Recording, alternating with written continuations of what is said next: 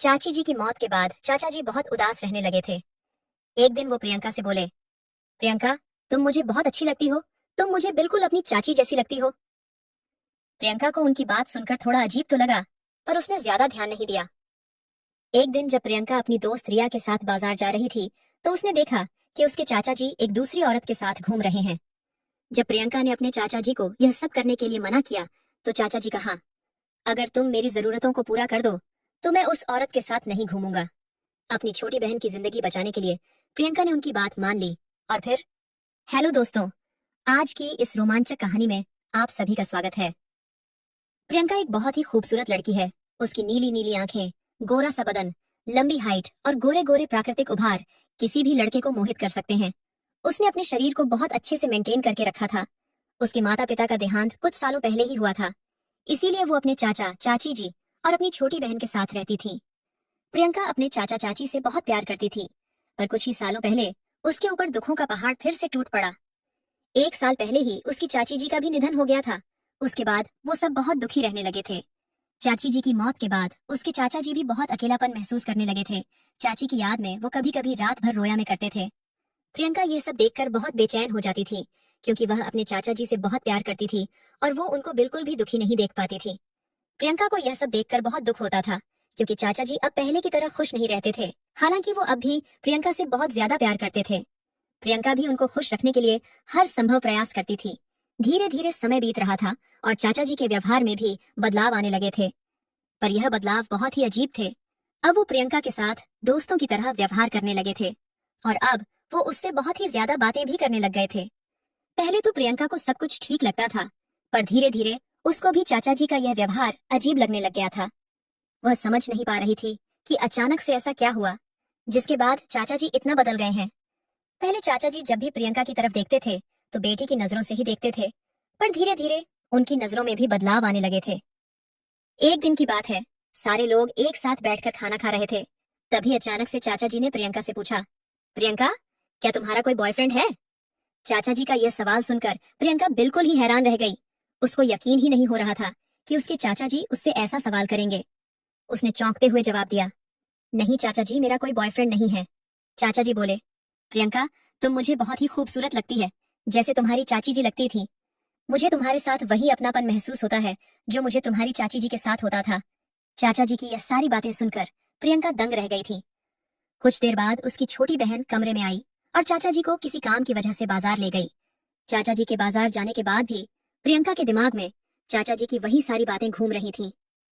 वह समझ ही नहीं पा रही थी कि अचानक से चाचा जी को क्या हो गया, वो यह सब बातें क्यों कर रहे हैं। यही सब सोचते सोचते प्रियंका को नींद आ गई और वह गहरी नींद में सो गई। कुछ देर बाद अचानक से उसकी नींद खुली तो उसने देखा कि घर में अंधेरा हो चुका है। उसने सोचा कि शायद चाचा जी और उसकी छोटी बहन अभी भी बाजार से वापस नहीं आए हैं। वो तब तक घर का सारा काम निपटाने लगी और कुछ ही देर बाद चाचा जी और उसकी छोटी बहन बाजार से वापस आ गए। प्रियंका उन लोगों के पास बैठकर उनसे बात करने लगी, लेकिन थोड़ी ही देर बाद चाचा जी फिर से किसी काम के लिए बाजार चले गए। प्रियंका के दिमाग में फिर से वही सारी बातें घूमने लगी। वो समझ ही नहीं पा रही थी कि चाचा जी ने उससे इस तरह की बातें क्यों की। थोड़ी देर बाद प्रियंका की सहेली रिया उससे मिलने आई। वह बोली, अरे प्रियंका, अकेली बैठी बैठी क्या सोच रही हो?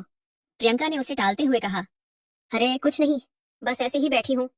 फिर प्रियंका ने रिया से पूछा, यार कोई ऑनलाइन पैसे कमाने का तरीका हो तो मुझे बताओ। रिया ने हंसते हुए जवाब दिया, अरे प्रियंका, पैसा कमाना इतना आसान थोड़े ही है। रिया ने प्रियंका से कहा, मेरे साथ बाजार चल, मुझे एक छोटा सा काम है। प्रियंका रिया के साथ बाजार चली गई। रास्ते में प्रियंका ने अपनी चाचा जी को देखा, वो किसी दूसरी औरत के साथ घूम रहे थे। प्रियंका यह सब देखकर हैरान रह गई। चाचा जी उस औरत को शॉपिंग करवा रहे थे और शॉपिंग करवाने के बाद वो उसे होटल में ले गए। प्रियंका को बहुत गुस्सा आ रहा था। वह सोच रही थी कि ऐसे कैसे चाचा जी किसी दूसरी औरत के साथ घूम सकते हैं। प्रियंका घर वापस आकर चाचा जी के लौटने का इंतजार करने लगी। उसने अपनी छोटी बहन को चाचा जी के बारे में कुछ भी नहीं बताया था, क्योंकि वह नहीं चाहती थी कि उसकी छोटी बहन चाचा जी के बारे में कोई गलत फहमी रखे। शाम को जब चाचा जी घर वापस लौटे तो प्रियंका उनके कमरे में गई और उनसे पूछा, चाचा जी, आप बाजार में किस औरत के साथ घूम रहे थे? चाचा जी, यह सही नहीं है। चाची जी की मौत के एक साल बाद ही आप दूसरी औरत के साथ घूमने लगे। लोग क्या कहेंगे? चाचा जी प्रियंका की बात को बीच में ही काटते हुए बोले, प्रियंका, मुझे लोगों की परवाह नहीं है। मुझे उस औरत के साथ रहना अच्छा लगता है। मुझे उसके साथ घूमना अच्छा लगता है तो मैं अपने मन की ही करूंगा। प्रियंका ने चाचा जी को बहुत समझाने की कोशिश की, पर वह समझना ही नहीं चाहते थे। अंत में उन्होंने प्रियंका से कहा, अच्छा ठीक है प्रियंका, मैं अब से उस औरत से नहीं मिलूंगा, लेकिन तुम्हें भी मेरी एक शर्त माननी होगी। प्रियंका ने हैरान होकर पूछा, आपकी क्या शर्त है चाचा जी? चाचा जी ने कहा, जैसे वह औरत मेरे साथ घूमती है, वैसे तुम मेरे साथ घूमोगी और मेरी सारी जरूरतें पूरी करोगी। प्रियंका यह सुनकर दंग रह गई। उसने तुरंत ही कहा, आप ये कैसी बातें कर रहे हैं चाचा जी? मैं ऐसा बिल्कुल भी नहीं करूंगी। चाचा जी ने भी गुस्से से कहा, तो फिर मैं जो भी कर रहा हूँ मुझे करने दो, मुझे रोकने की कोई जरूरत नहीं है। अगर तुम मेरी जरूरतें पूरी नहीं कर सकती तो मुझ पर हुक्म चलाने की भी जरूरत नहीं है। प्रियंका वापस अपने कमरे में चली गई। अब तो उसकी उलझने और भी ज्यादा बढ़ गई थी। अब वो समझ चुकी थी कि चाचा जी उसे किस दिशा में ले जाना चाहते हैं। प्रियंका ने कभी भी ऐसा नहीं सोचा था कि चाचा जी उसके साथ ऐसा कुछ करेंगे।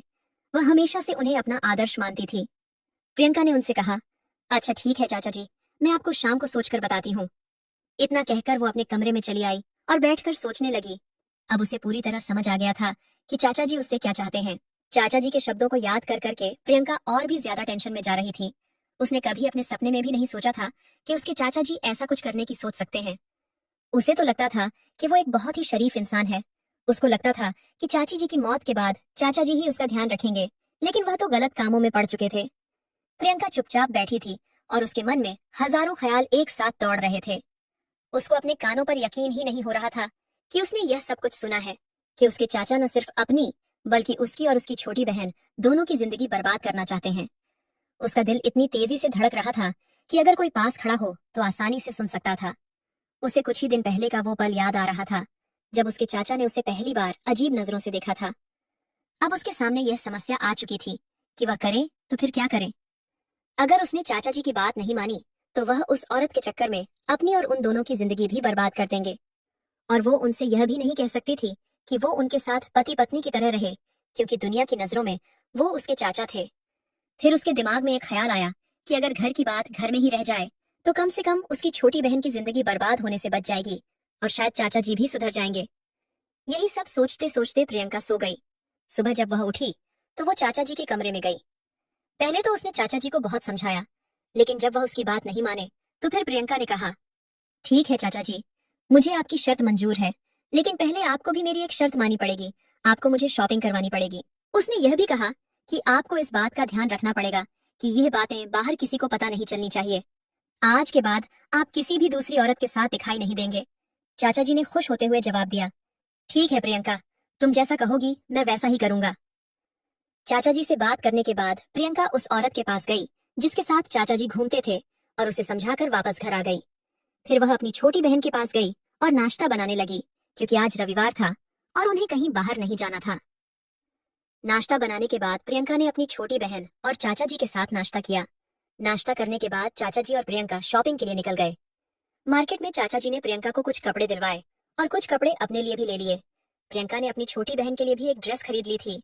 शॉपिंग के बाद दोनों एक रेस्टोरेंट गए और वहां से खाना खाकर वापस घर लौट आए। शाम होते ही चाचा जी ने कहा, चलो प्रियंका, अब मेरी शर्त पूरी करो। तो प्रियंका ने भी शर्त के मुताबिक काम करना शुरू कर दिया। उस दिन के बाद से चाचा जी और प्रियंका पति पत्नी की तरह रहने लगे थे। प्रियंका उनका पूरा ख्याल रखती थी और चाचा जी भी प्रियंका का पूरा ख्याल रखते थे। अब चाचा जी बिल्कुल बदल चुके थे। वह किसी भी दूसरी औरत के साथ नहीं घूमते थे। वह सिर्फ ऑफिस जाते थे और फिर घर आकर प्रियंका के साथ समय बिताते थे। प्रियंका को पता था कि वह गलत कर रही है, लेकिन वह यह भी सोचती थी कि अगर उसने उस दिन चाचा जी को समझाया नहीं होता तो वह पता नहीं कहां कहां जाकर अपनी गलत संबंधों को निभा रहे होते। अब कम से कम मेरी बहन की जिंदगी तो बर्बाद नहीं होगी। कमेंट करके जरूर बताइएगा कि आपको ये कहानी कैसी लगी। अगर आपको ये कहानी पसंद आई हो तो इसे लाइक करें और अपने दोस्तों के साथ भी शेयर करें। आगे भी ऐसी रोमांचक कहानियों के लिए हमारे चैनल को सब्सक्राइब करें और बेल आइकन दबाना ना भूलें।